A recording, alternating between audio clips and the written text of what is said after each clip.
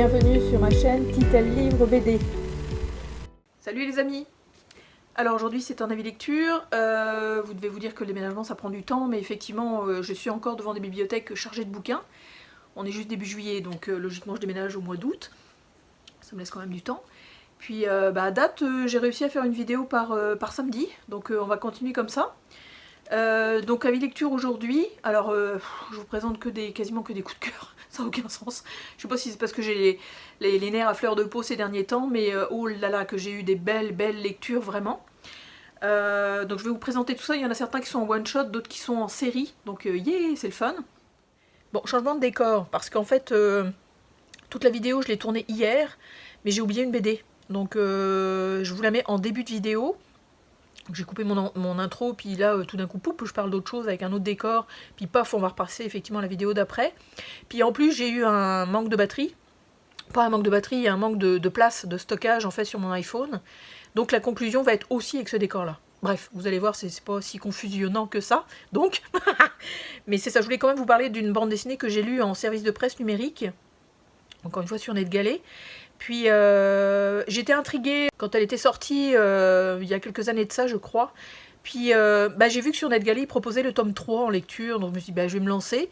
On verra bien ce que ça va donner. Si j'en loupe des bouts parce que le tome 1 et le tome 2, je les aurais pas lus, on verra si j'aurai des manques. Mais non, j'en ai pas eu. En fait, la bande dessinée dont je vais vous parler, c'est American Parano, donc le tome 3.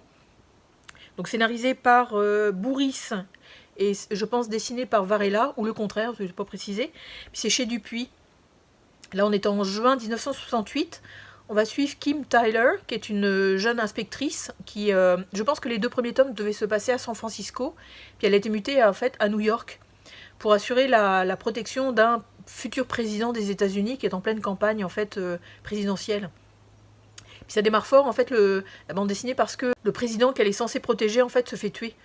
Alors ce qui est marrant, c'est qu'il y a vraiment un parallèle entre ce qui est arrivé au Kennedy, donc à JFK, puis à son frère Robert, parce que la bande dessinée en fait reprend un petit peu ces thèmes-là, mais avec d'autres noms en fait de politique. Puis j'ai bien aimé, j'ai trouvé ça sympathique au niveau de l'intrigue, au niveau du personnage aussi. Cette Kim Tyler en fait, elle est vraiment, elle est quand même face à un bon limier, disons. Puis elle veut vraiment faire son métier de la meilleure façon qui soit, donc il y a toute une enquête qui va se mettre en place après les quelques pages où on voit le futur ex-président finalement se faire tuer. Puis c'est intéressant parce que ça va loin dans la famille, ça va loin dans les liens entre les malversations, les gens qui financent aussi les campagnes politiques. Donc ça dénonce pas mal de choses. Puis je trouve que ce personnage-là, elle reste toujours quand même assez fidèle à elle-même. Même si elle a changé d'environnement, parce que passer de San Francisco à New York, ça peut être un petit peu compliqué. Donc non, c'est une petite bande dessinée sympathique. Il y a un de vous, effectivement, sur Insta qui m'a dit qu'il faut que je lise les 2 premiers. Je pense que oui. Quand je vais arriver en France, je vais essayer de les trouver en médiathèque. Puis voilà, donc si jamais ça vous tente de lire un bon petit polar, un petit peu politisé, il y a quand même pas mal de dynamisme. Donc allez-y, lancez-vous, c'est vraiment sympathique. Le dessin est un petit peu particulier, il y a comme 3-4 couleurs, on tourne autour du rouge, du bleu, du gris, etc. Mais ça fait bien le boulot. Enfin, je trouve que l'ambiance new-yorkaise de ces années-là est bien reproduite. Donc oui, allez-y, c'est une petite bande dessinée très sympa. La première que je vais vous présenter a été, j'ai pleuré à la fin en fait. Vraiment, j'ai été comme emportée par l'histoire. C'est un auteur que j'aime de plus en plus, honnêtement, même s'il est extrêmement sobre et très simple dans son dessin. Au niveau des émotions, il est quand même assez intense. Bref, c'est chez Vent d'Ouest, c'est Chabouté, et la BD dont je vais vous parler, c'est Tout seul.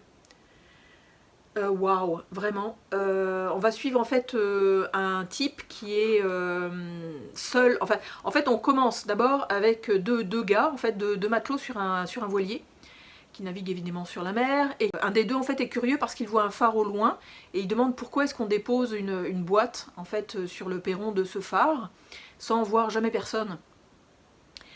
C'est là où le mystère embarque effectivement, donc je vous montre quelques planches. Alors Chabouté, c'est du noir et blanc, et je ne sais pas si vous voyez le dessin, c'est tout un paysage à chaque case, c'est sublimissime, toute une ambiance. Puis ces personnages sont toujours très typés, très reconnaissables. En fait, le faciès en fait, que lui utilise pour dessiner ses personnages sont quand même relativement ressemblants dans chaque BD finalement. Mais c'est ça, donc on retrouve vraiment sa patte. Puis on va se rendre compte qu'il y a quand même quelqu'un qui habite dans ce phare. Et ce quelqu'un, en fait, c'est quelqu'un qui a une drôle de tête, qui est super déformé. Alors, voyez, le phare, ça donne ça. Donc c'est, comme je vous dis, le dessin est absolument sublime. Et il faudrait que je vous trouve la tête du gars. À moins que vous vouliez le mystère, je vous la montrerai pas finalement. Je vous montrerai pas la tête du gars. Mais c'est quelqu'un qui vit seul dans ce phare-là depuis des années, qui se fait effectivement ravitailler par la Terre, donc par le continent, disons. On ne sait pas trop où ça se situe, on suppose que c'est en Bretagne, là, parce que les paysages sont magnifiques. Mais vous voyez, encore une fois, je vous montre des planches, c'est toute une ambiance, tout un décorum qui est absolument magnifique.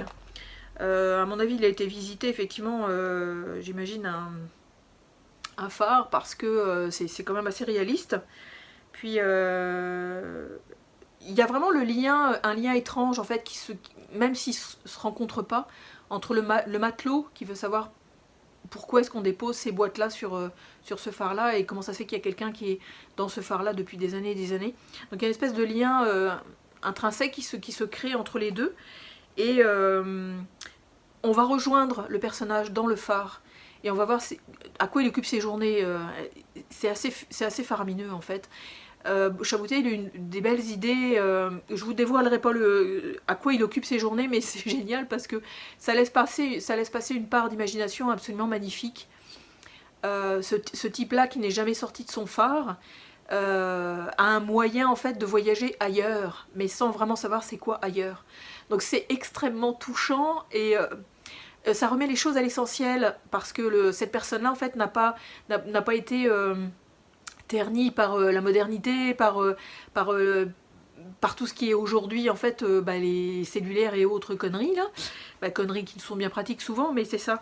Donc on retrouve vraiment l'état brut de l'humain pris dans un phare, donc vraiment dans un lieu extrêmement clos, et ça nous emmène dans une histoire qui est extrêmement tendre et très proche de nous parce que forcément on oublie tout ce qu'on a autour et on est vraiment avec le personnage dans le phare. Donc j'ai pleuré à la fin, honnêtement j'ai vraiment pleuré à la fin, j'ai trouvé ça absolument génial. Heureusement j'en ai d'autres de Chaboutet, je pense que je vais tous me les acheter parce que je le trouve assez génial. Ça va m'inciter à en lire d'autres. Mais c'est un grand coup de cœur, honnêtement c'est un très grand coup de cœur. Ensuite aussi une bande dessinée très doudou. Ce dont je m'y attendais en fait, vraiment je m'y attendais vraiment beaucoup. Ça m'a ravie, enfin je veux dire ce que j'en attendais en fait c'est exactement ce qui m'a été donné.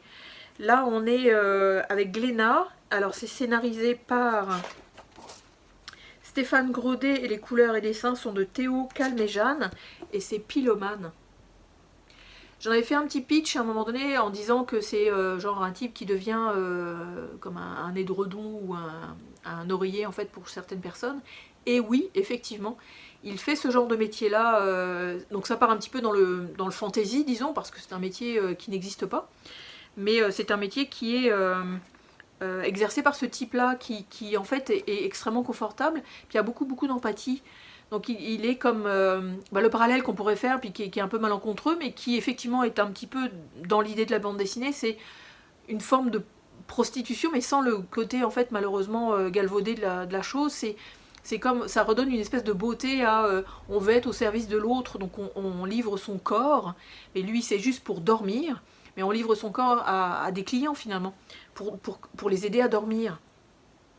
Le dessin est super simple, mais c'est vraiment chouette, et on va suivre le parcours de cet homme-là, au fur et à mesure de l'exercice de ce métier-là, où il va croiser des gens farfelus, d'autres qui sont insomniaques. Il va croiser des jeunes, des vieux, il va essayer de s'appliquer à bien faire son métier, et il le fait extrêmement bien, parce qu'il monte à un moment donné dans les échelons. Donc son rôle auprès de ces gens-là va s'en trouver un petit peu bonifié, disons. C'est vraiment chouette. Comme je vous dis, il rencontre toutes sortes de personnages avec lesquels il va pouvoir interagir, mais dans le cadre de son métier, qui est donc pylomane. Puis on suit aussi en parallèle sa vie à lui. Donc il est marié, sa femme est super gentille, en fait elle est adorable comme tout, extrêmement compréhensive, mais elle ne sait pas qu'il exerce ce métier-là. Elle pense qu'il fait autre chose, puis il ne lui dévoile pas en fait. Bon, c'est sûr qu'à un moment donné ça va sortir, mais... Et c'est quelqu'un, en fait la personnalité de cet homme-là est vraiment très, très attachante, on aime le suivre, on aime voir son évolution, sa façon de voir les autres, la façon de voir les gens, la vie. C'est un coup de cœur, en fait, cette BD-là, ça a vraiment été un coup de cœur aussi. Parce que l'auteur utilise beaucoup, en fait, je vous dis, des personnages atypiques, mais qui ont tous une part d'humanité qui se retrouvent les unes dans les autres. Donc c'est vraiment, vraiment chouette. En tout cas, moi j'ai beaucoup, beaucoup aimé ça. Vous voyez, les couleurs sont très pastel, c'est très doux. C'est absolument pas agressif du tout au niveau de la couleur. Au niveau de l'agencement des cases aussi, c'est quand même assez... assez tendre, assez classique, ça reste quand même assez gaufrier, mais ça gêne pas, ça laisse, il y a quand même des cases qui sont un petit peu plus grandes que certaines, donc ça donne tout de suite l'atmosphère de la chose, mais j'ai adoré, vraiment, puis en plus c'est vraiment, le sous-titre c'est l'homme de nos rêves, donc je vous la conseille à 3000% aussi celle-là, elle est vraiment chouette. Ensuite, j'ai lu une des BD qui a fait le buzz en fait ces derniers mois là, en tout cas en France / Europe, puis ça commence à venir un petit peu au Québec. C'est chez Glénat, c'est scénarisé par Caril Ferré et dessiné par Corentin Rouge. Dessin de Corentin Rouge, on en parle quasiment pas tellement c'est génial. Et c'est le tome 1 en fait de Islander. J'ai beaucoup, beaucoup aimé ma lecture. C'est pas forcément un coup de cœur, parce que évidemment j'attends la suite. Pour que ça soit un coup de cœur, il faut que ce soit général. Je sais pas en combien de tomes c'est prévu, je crois que c'est 3 tomes ou 4 tomes, je ne me souviens plus. Et là en fait on va suivre c'est dystopique. On suit différents personnages qui n'ont comme pas le choix de fuir un pays et d'aller dans un autre, donc l'Islande, parce que c'est sécuritaire. Ça montre vraiment les conditions de réfugiés dans toute sa splendeur en fait. Malheureusement splendeur effectivement négative, mais c'est ça. Donc là au niveau du dessin ça donne ceci. Puis on va suivre Liam, donc le gars de la couverture que je trouve absolument sublime, je le répéterai jamais assez. Puis on va suivre Liam qui va embarquer sur un vaisseau pour aller vers l'Islande. Puis on va se rendre compte qu'il y a de l'organisation qui s'est fait par rapport à certains groupes sur place. Même il y a des groupuscules qui se forment dans le bateau, dans les camions qui mènent au bateau, dans l'endroit où ils attendent pour aller au camion. Enfin là je recule, mais c'est comme dans l'autre sens finalement.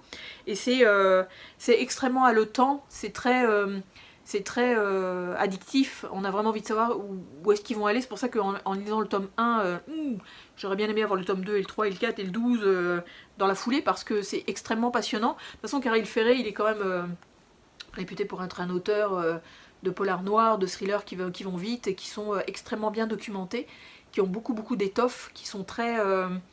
c'est quand même assez touffu au niveau du scénario.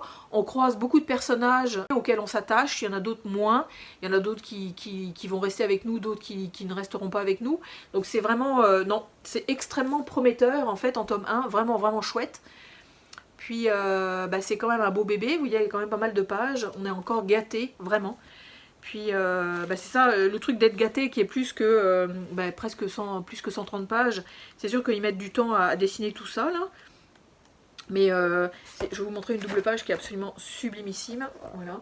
C'est le dessin de Corentin Rouge, de toute façon c'est précis, c'est au scalpel, on dirait un tableau. Là moi je l'afficherai encore une fois dans ma chambre.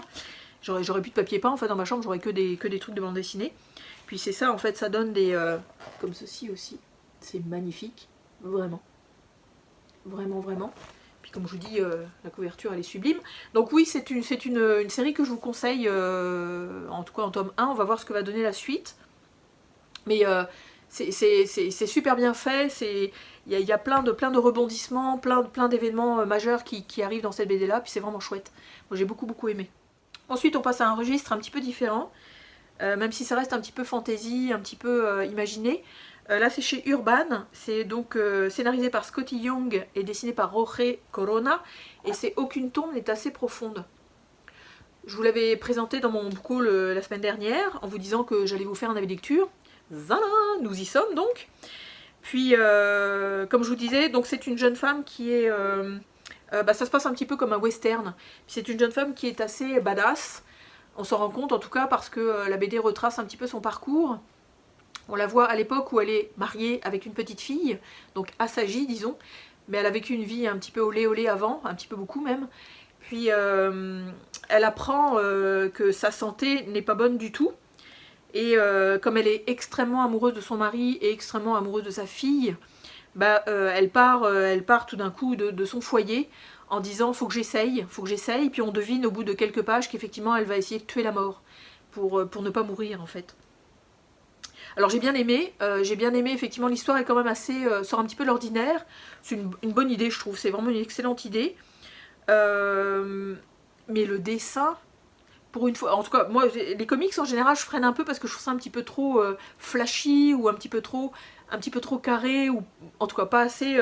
Alors le dessin, waouh, c'est sublime, les couleurs sont magnifiques, il y a des paysages sublimes, il y a des ambiances, même les personnages en fait, regardez, c'est comme magnifique là. C'est sublime, le dessin est superbe. La violence est quand même extrêmement présente dans cette bande dessinée là, donc c'est sûr que ça donne un petit côté vraiment badass là-dedans. Je vous montre aussi ça comme par exemple. Le découpage aussi des cases est un petit peu atypique parce que c'est pas gaufrier du tout. Il y a des choses qui empiètent sur certaines choses. Il y a des... Voilà, comme ça par exemple. Cette page là, on va essayer de la pousser un peu. Elle est superbe, ça donne vraiment le mouvement en fait jusqu'à arriver avec le personnage principal en pleine face. Donc c'est sublime, c'est sublime. Au niveau du dessin, moi j'ai été comment on dit, flabbergastée là, comme on dit. Mais c'est sublime. L'histoire en elle-même, ok, m'a plu, mais sans me porter au nu, effectivement. Mais oh waouh, le dessin. Le personnage aussi est intéressant, enfin le personnage de cette fille-là est vraiment, vraiment intéressante. Parce qu'elle a une double vie, en fait. Elle a vraiment une double personnalité aussi. Elle est gentille, puis en même temps c'est une emmerdeuse. Enfin, je veux dire, c'est quelqu'un qui est assez débile, enfin assez folle. Mais son but, elle va écraser tout le monde en fait pour y arriver. C'est comme poussez-vous, il faut vraiment que je rencontre la mort. Là. Alors c'est sous forme de chapitres. Je pense qu'il y en a 5 ou 6, je crois.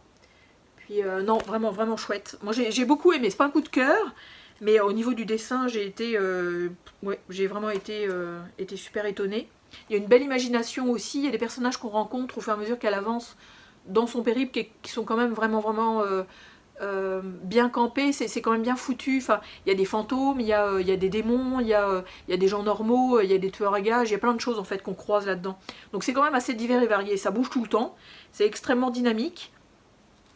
Puis il y a des doubles pages comme ça où il n'y a même pas besoin de bulles, le dessin parle de lui-même. Donc ouais, c'est une bande dessinée que je vous conseille, un comics que je vous conseille à lire, qui est vraiment chouette. Au moins pour le graphisme, un petit peu moins pour l'histoire, mais quand même, je trouve que le graphisme a vraiment porté l'histoire encore plus que ce qui a été choisi comme déroulement, donc vraiment chouette, non, vraiment, vraiment chouette. Ensuite on attaque en fait avec les 3 séries que je vais vous proposer.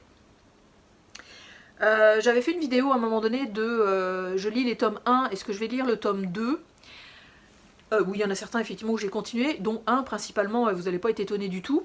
Puis j'ai lu le tome 3 et le tome 4 dans la foulée et j'adore, c'est un coup de cœur absolu.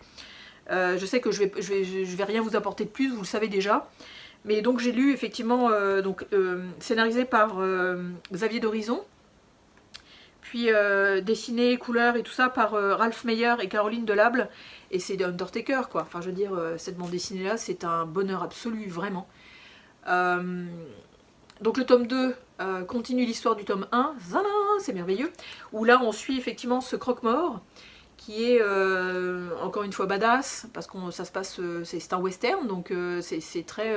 on se tire les uns les autres dessus, puis on essaye de gagner des trucs et des bidules, puis lui il est pas clair effectivement en tant que personne, on s'en rend compte quand même assez rapidement, il a comme une tête mise à prix et compagnie. Mais il va être accompagné à un moment donné, enfin il va avoir un contrat à un moment donné, et il va devoir se mettre en équipe avec une jeune femme et une femme chinoise. Donc ça laisse place à des quiproquos, ça laisse place à des choses complètement loufoques, mais qui restent quand même extrêmement western et très... il faut qu'on gagne des trucs. Donc c'est vraiment cool. Et puis, donc c'est ça. Je vous montre le dessin effectivement de Ralph Meyer. C'est d'une précision chirurgicale, vraiment. Tout ce qui est ambiance de nuit, c'est sublimement fait. Il fait aussi des ambiances souvent quand il pleut. C'est superbe, c'est superbe. Puis oui, ce personnage-là, il est quand même assez badass, effectivement. Puis donc le tome 1, le tome 2, c'est comme des mises en place de ce qui peut arriver. Donc l'association de ces 3 personnes-là. Il est accompagné aussi d'un vautour qu'il a adopté à un moment donné. Puis, ouais, c'est ça, je vous dis, en fait, au niveau des ambiances, c'est sûr que c'est souvent sombre. Il n'y a pas forcément beaucoup de pages illuminées. On dirait que ça se passe, que les actions se passent souvent la nuit. Mais si, quand même. Donc voilà, j'essaye de ne pas vous spolier rien du tout.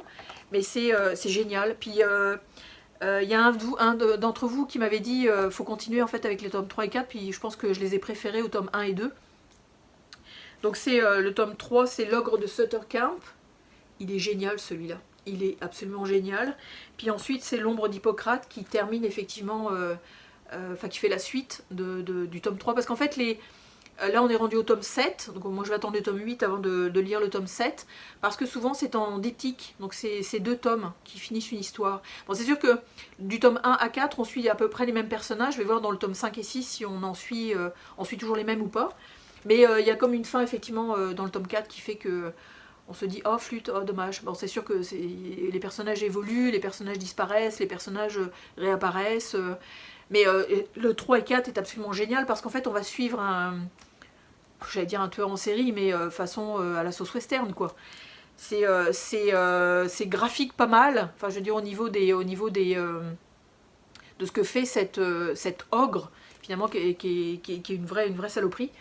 Mais qui est un mec extrêmement intelligent et un chirurgien extrêmement talentueux aussi, d'où le fait qu'il peut arriver à torturer ses victimes de façon extrêmement, en tout cas précise disons. Mais c'est ça, donc c'est vraiment génial. Puis le personnage d'Undertaker est quand même intéressant parce que il est extrêmement sérieux, mais il peut avoir aussi un petit côté, ça peut avoir un petit côté drôle quelquefois en fait. Il peut y avoir des brins d'humour aussi dans le scénario. Ça c'est la petite patte effectivement d'Horizon qui est quand même présente. Des fois il peut être extrêmement sérieux dans ces scénarios, puis d'autres fois il peut y avoir des petites touches un petit peu plus légères, notamment quand il s'appuie sur ses personnages. Parce que bon, la jeune femme elle est ce qu'elle est, elle développe aussi son caractère au fur et à mesure qu'elle avance dans ses épreuves, parce qu'ils vivent quand même des épreuves, c'est quand même pas évident ce par quoi ils passent. Puis la dame chinoise aussi, on dirait qu'elle est effacée, puis elle parle pas bien français, mais mon Dieu qu'elle est efficace. On se rend compte qu'elle c'est quelqu'un qui a vraiment de l'étoffe et qui a vraiment de quoi... Enfin, elle compte en fait vraiment dans le dénouement de tout ça quoi. Puis c'est beau, enfin je veux dire, il y a des choses qui sont très touchantes, il y a des choses qui sont très émouvantes aussi. Malgré l'atmosphère très violente et pas tendre du tout de cette époque-là. Donc vraiment, c'est un coup de cœur intersidéral. J'ai hâte de lire le 5 et 6. Puis j'espère que ça va continuer sur la lancée parce que c'est vraiment excellent. Excellent. Du coup, ça, évidemment, moi, étant collectionneuse de renom, n'est-ce pas, il va falloir que je m'en achète d'autres d'Horizon. Et Ralph Meyer aussi, ça serait bien. En fait, le duo, j'ai ça m'en trouver d'autres. Je pense que j'ai trouvé une autre série, mais je ne me souviens plus laquelle. Mais c'est ça, il va falloir que je me trouve d'autres trucs parce que c'est vraiment excellent. Ensuite, une série en fait qui n'a rien à voir, qui est beaucoup plus calme, je dirais, mais qui est très polar, scientifique. Là, on est chez Sarbacane et c'est en 2 tomes. Donc c'est Johan Massé, ou Masséz, je sais pas comment ça se dit. Puis ça s'appelle Alerte, donc tome 1 et tome 2. J'ai bien aimé ma lecture, vraiment. C'est un truc qui se lit comme un polar, vraiment. Comme je vous dis, un polar scientifique parce qu'on va suivre en fait cette personne-là qui travaille dans un laboratoire et qui a travaillé à établir un remède ou un antivirus ou une chose comme ça en fait qui devient un petit peu bizarre. Il y a comme des résultats étranges, il y a des choses qui se recoupent auxquelles elle va avoir affaire. Puis c'est assez intriguant, honnêtement c'est assez intriguant, ça dénonce quand même pas mal de trucs, notamment le côté pharmaceutique extrêmement important dans nos sociétés actuelles, vraiment, parce qu'on en voit vraiment le rôle. Puis on voit aussi un parallèle avec son fils, donc au niveau des dessins ça donne ça. Il y a un parallèle avec son fils qui lui aussi prend le médicament, donc il faut qu'elle fasse attention. Le médicament ou le remède, ou je ne sais pas exactement comment ça s'appelle. Et en fait, elle va mener une enquête. Elle va aller jusqu'à aller chercher une journaliste d'investigation qui va l'aider à retrouver des traces en fait, des malversations ou des choses qui ne sont pas claires par rapport à tout ça. Donc c'est une femme qui reste très droite dans ses bottes, vraiment. Elle n'hésite pas à aller voir les uns et les autres, à poser des questions, à se mettre en danger. À mettre en danger aussi malheureusement sa famille, ça peut arriver. Comme je vous dis, c'est vraiment un super bon polar, vraiment. J'ai beaucoup aimé. C'est quand même particulier, il y a beaucoup de mystères, il y a des rebondissements, il y a des personnages qu'on croise, d'autres qu'on suit. Il y en a qui vont mourir en fait malheureusement, parce que quand on parle de polar, effectivement il y en a qui disparaissent. Hein. Puis ça utilise pas mal de moyens quand même assez modernes pour décrire l'atmosphère. L'avancée effectivement de son enquête à elle, le fait qu'elle se mette en danger, on serre les fesses pour elle. Donc c'est vraiment chouette. C'est pas un coup de cœur parce que c'est une bonne histoire en fait. J'ai trouvé ça bien traité aussi, malgré le fait effectivement que ce soit un petit peu le dessin soit très simple. Ça fait vraiment la job, honnêtement, ça fait vraiment la job. Ça fait un peu, ça ressemble un peu à la ligne claire de Tintin. Donc ça se lit très bien. Puis ce personnage-là est aussi un petit peu attachant, j'avoue. On est intrigué de jusqu'où elle va aller, juste parce qu'elle est quand même impliquée jusqu'au cou, puisqu'elle fait partie de l'équipe labo. Mais c'est ça, elle se rend compte que c'est pas clair tout ça. Donc c'est ça. Non, c'est une bande dessinée que je vous conseille aussi, en fait, si vous voulez un petit polar scientifique sympa, qui se déroule bien, qui a quand même, comme je vous dis, des rebondissements, il y a des petits trucs de temps en temps... qui nous font douter, qui nous disent voyons où est-ce qu'elle veut aller, on sait pas trop. C'est bien foutu, c'est vraiment bien foutu. Les dialogues sont intelligents, enfin c'est vraiment chouette. J'ai bien aimé en tout cas, j'ai vraiment bien aimé. Donc tome 1, tome 2, donc ceci et ceci, chez Sarbacane. Et alors la petite dernière série que je viens de finir, et qui m'a complètement bouleversée, honnêtement ça m'a bouleversée... C'est ça, donc j'espère que je vais vous le dire de façon assez neutre, disons, pour vous pouvoir... Mais en tout cas, vous savez que c'est un coup de cœur intersidéral, vraiment. C'est en 4 tomes. C'est chez Dupuis cette fois-ci.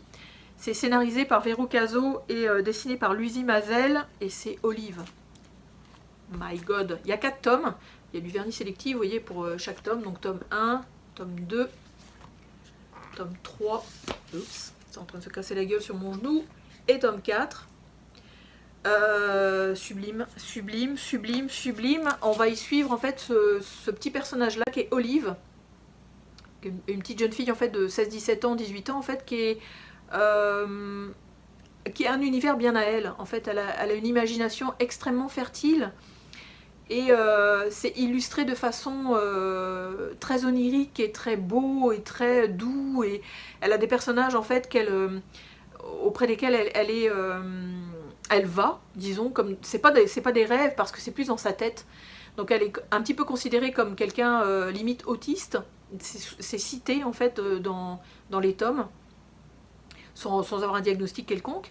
Puis ça démarre fort parce que le premier tome nous montre deux jeunes garçons qui partent qui prennent l'avion pour aller en France, je crois, en fait, en partant de Martinique, de Port-au-Prince, c'est ça. Puis le papa en fait les confie à une jeune femme enceinte. Donc ça démarre vraiment en fait sur les chapeaux de roue cette petite histoire là parce qu'il va leur arriver quelque chose, un accident en fait et on aura d'explications avant un certain temps, enfin dans le 3e tome ou le 4e tome, mais ça va être bouleversant, honnêtement ça va être bouleversant.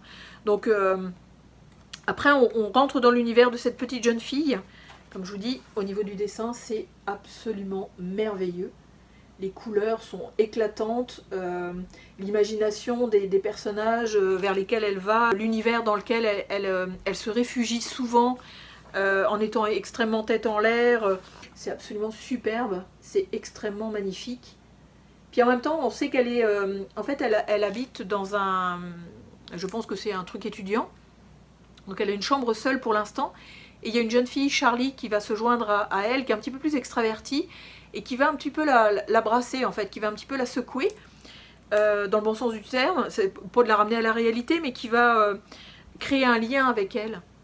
On sait que Olive aussi est suivie par une psychologue, où elle veut souvent abandonner. En fait, on voit souvent le dialogue qui s'instaure entre la psychologue et elle, et souvent la conclusion en fait de leur rencontre c'est je veux plus vous voir, puis finalement elle revient quand même assez régulièrement, puis elle l'aide quand même dans son raisonnement, même si la psychologue a tendance à ne pas la croire, enfin elle a tendance à vouloir tout expliquer, son monde imaginatif, mais c'est ça, Olive est tellement dedans et ça représente tellement une réalité pour elle que elle sent qu'il y a une distance entre la réalité et son monde, et que les gens ne comprennent pas forcément. Alors elle est éloignée de ses parents, qui sont eux, je sais plus où, je pense qu'elle va les visiter de temps en temps, mais donc elle a un papa blanc et une maman martiniquaise, puis donc elle est un petit peu typée au niveau de sa peau, mais c'est, oh non, je vous dis, au niveau onirique et au niveau on voyage dans son monde, c'est superbe. En fait, il faut vraiment se laisser porter par son monde, ne pas chercher d'explications, ne pas essayer de trouver le pourquoi, du comment, du qu'est-ce, parce qu'à un moment donné, en fait, ça va embarquer avec un truc la réalité va s'impliquer dans son monde. Parce qu'il y a un personnage, donc un cosmonaute, qui va arriver dans sa réalité, enfin dans sa réalité, j'allais dire virtuelle quasiment, dans sa réalité d'imaginaire, et ça va devenir une obsession pour elle. Qu'est-ce qu'il fait là, comment ça fait que j'arrive à discuter avec lui, comment ça fait qu'il connaît mes personnages, parce qu'en fait elle a un petit personnage, donc un canard qui s'appelle Noël, puis elle a aussi en fait une baleine extrêmement stylisée qu'elle appelle Rose, puis ces personnages là l'emmènent dans des mondes effectivement complètement farfelus, complètement oniriques. Mais c'est ça, donc le personnage du cosmonaute va la bousculer, en fait. Il y a quelque chose qui va déclencher par rapport à tout ça, parce que le cosmonaute existe, en vrai. Donc il est là. Elle le voit, en fait, dans son monde, elle l'appréhende dans ses rêves, dans son imaginaire, mais en fait il existe en vrai. Donc le tome 1 place un petit peu le monde d'Olive, le tome 2 c'est... plus c'est là où on connaît en fait sa famille. Je pense que c'est dans le tome 2 aussi où il y a la fameuse révélation complètement folle là. Ouais, c'est ça, je crois que c'est dans le tome 2 ou dans le tome 3, je me souviens plus. Puis il y a une révélation assez faramineuse par rapport à sa vie à elle, qui est extrêmement... en tout cas c'est super bouleversant. Comme je vous dis, en fait cette BD là elle m'a retourné le cœur dans le bon sens du terme, mais ça m'a retourné le cœur parce que c'est super doux, c'est extrêmement normal, ça traite effectivement de santé mentale mais de façon extrêmement naturelle. On l'aime, on l'adore cette petite fille, vraiment, elle est vraiment chouette comme tout. Puis cette Charlie aussi qui se mêle de tout ça, elle est vraiment chouette, elle est vraiment super, elle n'a pas de jugement, elle accepte Olive telle qu'elle est, puis elle va l'aider beaucoup, vraiment beaucoup, parce qu'elles vont partir effectivement dans des aventures complètement folles, même géographiquement parlant, elles vont se déplacer. En tout cas, c'est vraiment, si vous ne l'avez pas lu, lisez-la, parce que ça aborde le thème de la santé mentale, ça aborde le thème de quelle façon l'imaginaire peut être mêlé à la vie, et comment est-ce que quelqu'un peut fonctionner avec tout ça en fait en tête. C'est moi j'ai adoré, enfin la fin est magnifique, la fin de chaque tome est superbe, vraiment, comme je vous disais, le dessin est absolument vraiment magnifique. Enfin, c'est le monde onirique d'Olive est vraiment décrit de façon absolument superbe.